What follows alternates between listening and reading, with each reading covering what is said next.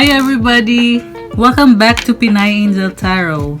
Kamusta po kayo? This is for Aries for August 2020.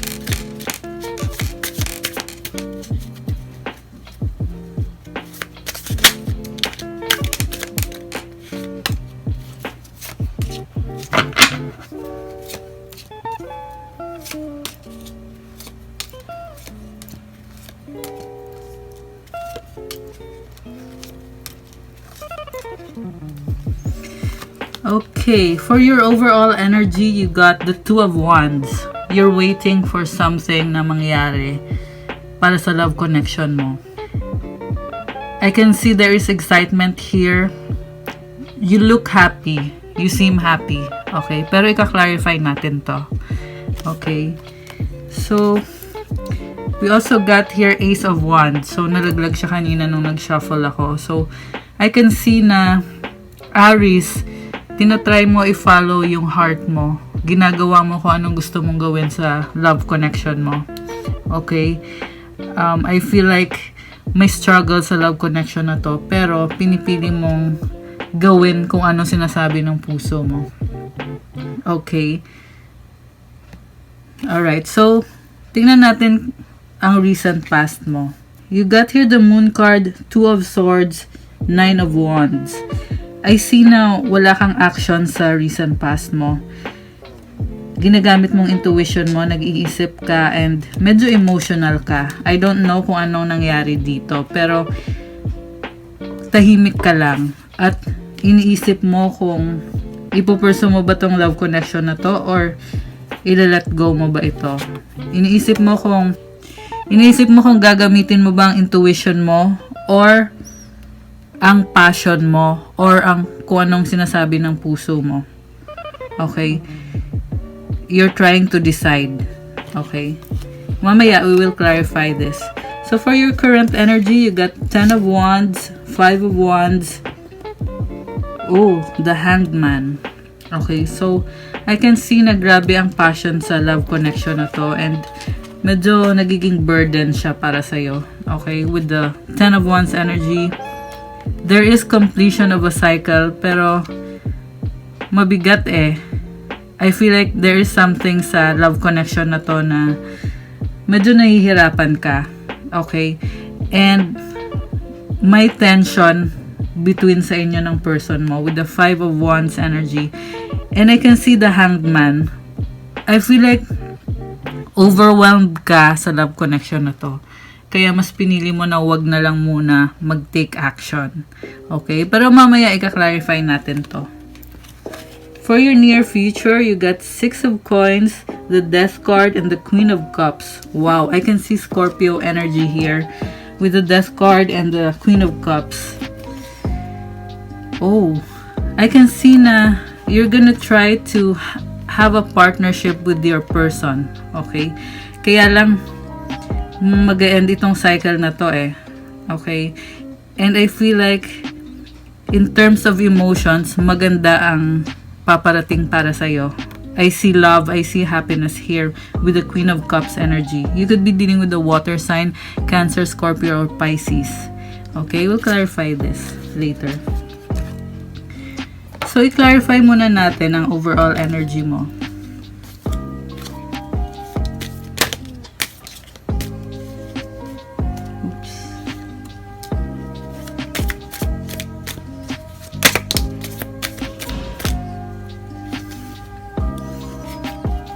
Okay, so we got here the Wheel of Fortune, 5 of Wands, and 5 of Swords. Wow, parang ang lalim ng isip mo ngayon, Aries. Okay, with the Wheel of Fortune card, nakikita ko na may nag-twist sa situation mo ngayon. Something na hindi mo kontrolado. Okay, ito Wheel of Fortune card. And may away or pagtatalo kayo ng person mo. With the 5 of Wands and then 5 of Swords. Mabigat sa isip mo to kung ano man tong nangyari sa love connection mo. Okay? Naghihintay ka na mag-change ang dynamics sa love connection na to. Okay? With the 2 of Wands energy. Parang gusto mo mag-move on to something better sa love connection na to. Okay? alam mo na mas may progress ang love connection na to. Alam mo na may potential itong love connection na to. Okay, kaya naghihintay ka for something better. Kasi sa ngayon, I feel like hindi ka masaya. Hindi ka masaya in a sense na ang dami mong iniisip. Okay, and then nakikita ko din na medyo nasasaktan ka. I don't know kung ano exactly ang nangyari. Okay, pero yun ang overall energy mo for August. Okay.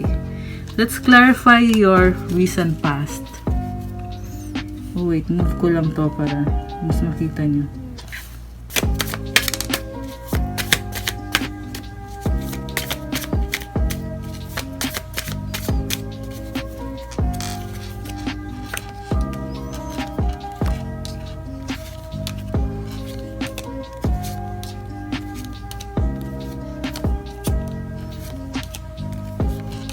Okay, let's see what we have here.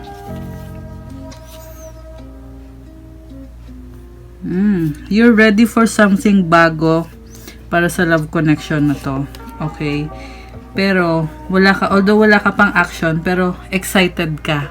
Okay, with the 7 of Cups here, nakikita ko yung excitement sa'yo na magkaroon ng masayang relationship with your person. Okay, ready ka na with the Magician card here. Nasa sayo na lahat ng kailangan mo para mag-grow itong love connection na to. Okay, kaya lang for some reason wala ka pang action, nag-iisip ka pag ginagamit mo intuition mo. Okay, which is medyo unlikely kasi 'di ba usually sa reading ng Aries lumalabas is yung Sun card eh.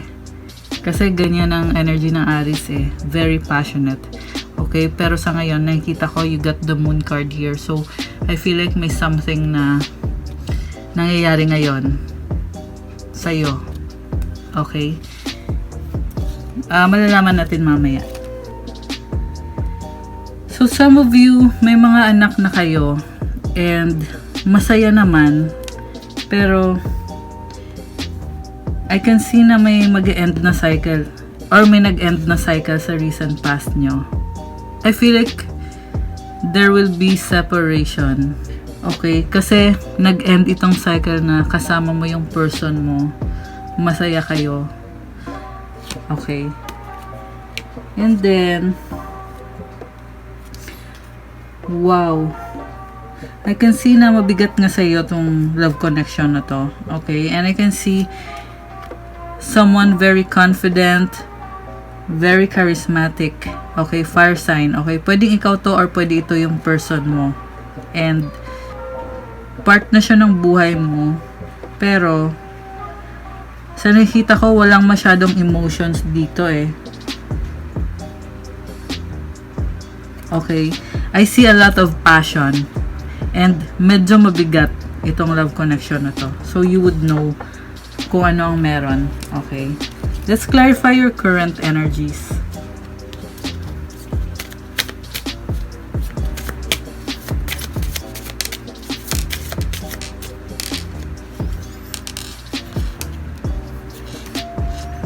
Ooh. Oh my. Ayun, the Sun card. Lumabas na din.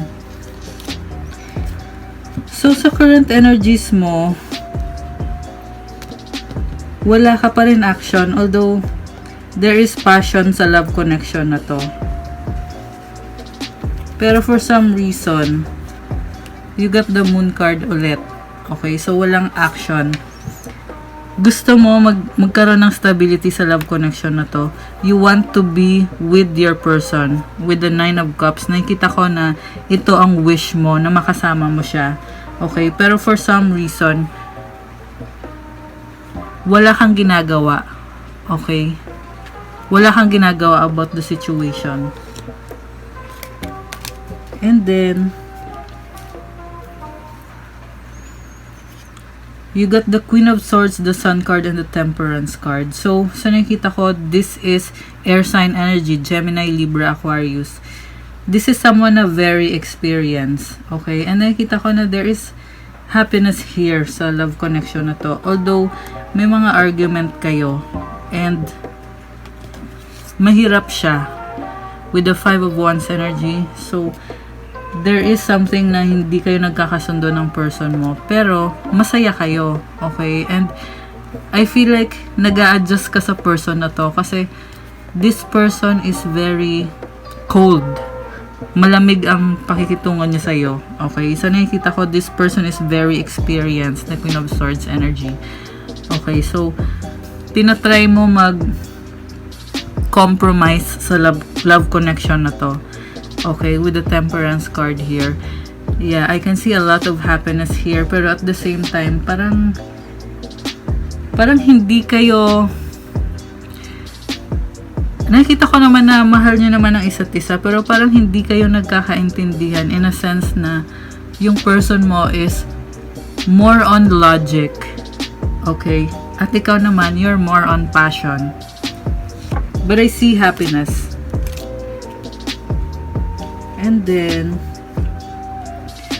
wow, you got the King of Swords. So, you may be dealing with a Libra or Gemini or Aquarius. So, nakikita ko na may stress dito at may mga manipulation na nangyayari sa love connection na to. Okay, this is probably the reason kung bakit hindi ka nagtitake action with the Hangman energy. Okay, so, ito yung person mo and I feel like, okay, this could be you or your person na parang hindi mo ginagamit ang emotions mo sa connection na to. Okay, ginagamit mo ang logic mo. Parang wala kang, parang kulang sa empathy. Alam mo yon, yung parang, yung kulang sa emotions. Okay. Kaya nagiging mabigat eh. Kasi you got here also 9 of Swords. So, nag-iisip ka, masakit sa'yo ang mga nangyari. Okay? For some of you, there is deception here with the 7 of Swords. So, maaaring may nang loko, may nang babae, nang lalaki. Or, maaaring this person is trying to manipulate the other person na gawin ko anong gusto niya. Okay? Nakikita ko energy ng someone na very controlling. Okay. And I feel like kaya walang progress dito sa love connection na to. Kasi may nangyari na nasaktan yung isa. Okay? Or maybe both of you nasaktan.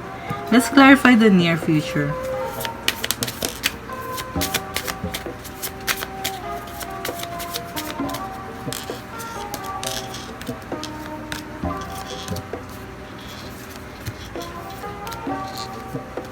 Wow. Wow. Okay, so nakafocus ka sa career mo sa near future. Okay, puro career ito, oh. You're working hard, tinatry mo magkaroon ng stable life. Maybe some of you gusto bumili ng bahay or any property para sa future nyo. And may struggle, okay, with the 7 of Wands. Nakikita ko nag-i-enjoy ka naman. Okay, gusto mo yung ginagawa mo. Gusto mo magtrabaho, gusto mo mag-ipon, gusto mo mag-build para sa future mo. Pero may struggle ka. So, tinitingnan mo kung maglalast ba tong love connection na to. Okay? I can see na grabe ang love. Okay? With the Lover's card here. Parang, I feel like gusto mo mag-start all over again. Okay? Kasi we got here the Death card. May nag-end na cycle at may magsisimulang bagong cycle. Okay? Kasi ang ibig sabihin ng death and rebirth ito eh. Okay? As you can see, the sun is rising sa likod niya. So, ibig sabihin may bagong cycle na magsisimula. And tinitingnan nyo kung ano na na-achieve nyo sa relationship or love connection nyo. I see happiness and ito ka. Okay, this is Aries energy. I see na you are very happy, and I can see there is a lot of love and passion. Okay, looks like magiging maganda ang future mo with this person. Okay, and then I can see na gagamitin mong intuition mo. Okay, pero at the same time, parang for some of you, nakikita ko na may iba kayong priority with the Two of Pentacles here, you're juggling. So, pwedeng trabaho at pwede yung love connection na to. Okay, for some of you naman, I feel like hindi nyo mabigay ang 100% nyo sa person nyo. Okay, kasi dalawa ang focus mo eh, Two of Pentacles. Okay, pero nakikita ko na mahal mo yung person na to. Queen of Cups energy. And medyo takot ka. Okay, kasi ang ginagawa mo, you are juggling. You are doing two things at the same time. So, mahal mo yung person na to, pero at the same time, natatakot ka na baka hindi mag-work out yung relationship or love connection na to, na baka iwan ka niya or mawala siya or whatever it is na kinakatakot mo. Okay? Ginagamit mo intuition mo para mag-last itong love connection na to. Okay? With the High Priestess energy. Nagpaplano ka para sa inyo ng person mo. Okay? So now, tingnan natin kung anong messages for you here, and then mamaya kukuha ko ng messages from our oracle decks, and then kuha tayo ng cards from the universe. Okay? So for your Archangel Messages, you got Two of Ariel. It is important to have balance. Working multiple jobs or projects at once. Making work fun. Okay, so nakikita ko na marami sa inyo, you are juggling. Okay, like yung energy na nakita natin kanina sa tarot. So, pinagsasabay nyo ang dalawang bagay. Okay, so ang message para sa'yo is make work fun. Kailangan may balance. Hindi pwedeng puro work lang. Okay, mag-relax ka din at mag-enjoy. And then, Six of Michael. It's the light at the end of the tunnel. Breathe a sigh of relief and make new plans. Relocation or travel. Wow. Very positive nitong message na to. I feel like kailangan mo mag-think positive. Okay? Kasi there is hope for you. Yan ang sinasabi ng message na to. Okay? So, just relax. Magplano ka. Okay? Kung hindi nag-workout yung mga plans mo ngayon, magplano ka ulit. Okay? Kasi nakikita ko na ginagamit mo intuition mo eh. Kasi nga, yan din ang energy dito ng High Priestess. Tsaka yung kanina, yung lumabas na the Moon card, ginagamit mo talaga intuition mo. Okay? So, just keep going. Magplano ka for your future. And then, ang spirit animals mo ay, okay, you got Frog Spirit. Clear out the clutter. Okay? So, kung ano man yung gumugulo sa isip mo, i-clear mo yan. Okay? Kasi hindi ka magpo-progress kung nasa isip mo pa rin yan. Okay? So, clear it out. And then, Stag Spirit, take the lead. Okay? So, kailangan mo ding mag-take control sa relationship or sa love connection mo. Okay? Kasi, ikaw ang the Emperor energy. Ikaw si Emperor. Okay? So, kailangan mag-take the lead ka. Okay? Para sa love connection na to. And then, Giraffe Spirit, see the big picture. Okay? So, huwag masyadong mag-dwell sa mga nangyayari ngayon na mabigat para sa'yo. Okay? Kasi, sa nakikita ko, very emotional ka ngayon eh, with the Moon card energy. So, ang message para sa'yo is, look at the big picture. Okay? And, huwag masyadong mag-dwell sa negativity. Huwag mag-dwell sa negativity. Okay, so now, I'll get you some messages from our Romance Angels Oracle deck.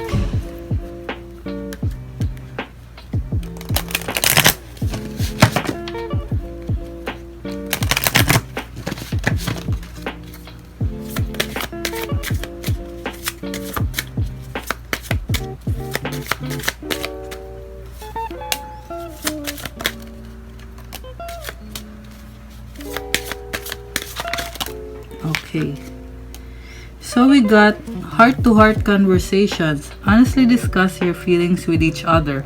Okay, so kailangan yung mag-open up sa person nyo. Okay? I feel like hindi kayo nag-uusap openly ng person mo. So, Kailangan nyo ng heart-to-heart conversations. And then, unrequited love. There's not enough attraction or chemistry to keep this relationship going. Okay, so for some of you, kailangan nyo nang mag-move on. Okay, if wala nang love sa relationship or sa love connection na to.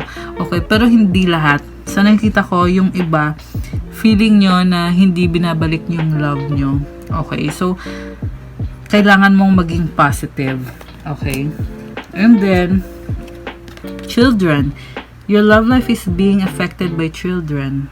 Okay? So, sa nakikita ko, for some of you, kaya kayo nahihirapan sa love connection nyo. Kasi may mga children na involved and kailangan nyong mag-adjust. Okay? Okay. So, I'll get some more messages for you and then I'll get you some cards from the universe. Okay? Okay.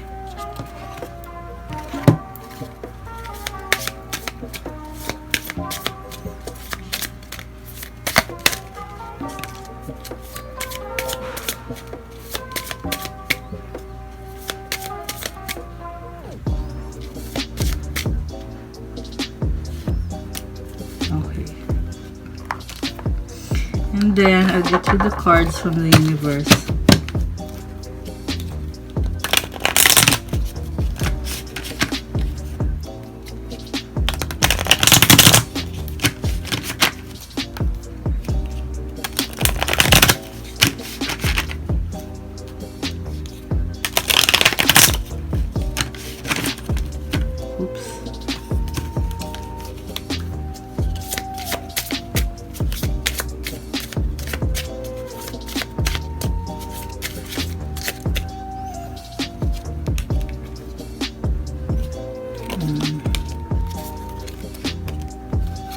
Wow.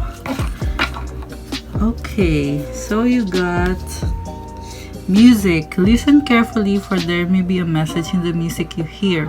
Music can lift your soul, rekindle memories, and charm fairies to your door. Wow. Okay, so may message sa'yo from the music na pinapakinggan mo. Okay. And then, magical blessings. Whatever you're going through, you're being assisted by magical fairy blessings. Wow. The fairies say you can bless others too. Wow. Okay, that's very positive. So whatever you're going through, just believe na you are blessed. Okay. And then, from the Crystal Oracle deck, you got Angelite. Spiritual or religious community. Join with like-minded people for friendship and increase spiritual growth. Okay, so I feel like kailangan mo ng growth, ng spiritual growth. Okay, and I feel like makakatulong yan sa love connection mo. Okay, so just go for it. And then Jade, wellness. The recovery of health and wellness is here. Wow. Ang ganda. Okay, so take care of your health. Okay. Okay, so now tingnan natin kung anong messages from the universe para sa'yo. Oh. Wow, very positive. Okay. Well, sa nakita ko, wala pa din action sa part mo. Okay, kasi you got here the High Priestess. Tinatry mo ayusin itong love connection na to at hindi mo muna sinasabi sa person mo. Okay, you also got here King of Coins. So this is someone na nagpaplano para sa future. So nakikita ko you are working hard para sa future mo ng person mo. Okay, and although wala akong nakikitang masyadong love dito sa reading natin overall. Okay, kasi most sa nakikita ko dito is walang action and ginagamit mo yung intuition mo Pero nakikita ko naman na you're working at positive naman yung mga energies mo dito na lumabas. Okay, so just stay positive. Okay, alright, so that's what I got for you for August 2020 TADHANA reading. Okay, so thank you so much for watching and I'll see you on the next reading. Ingat po kayo. Bye!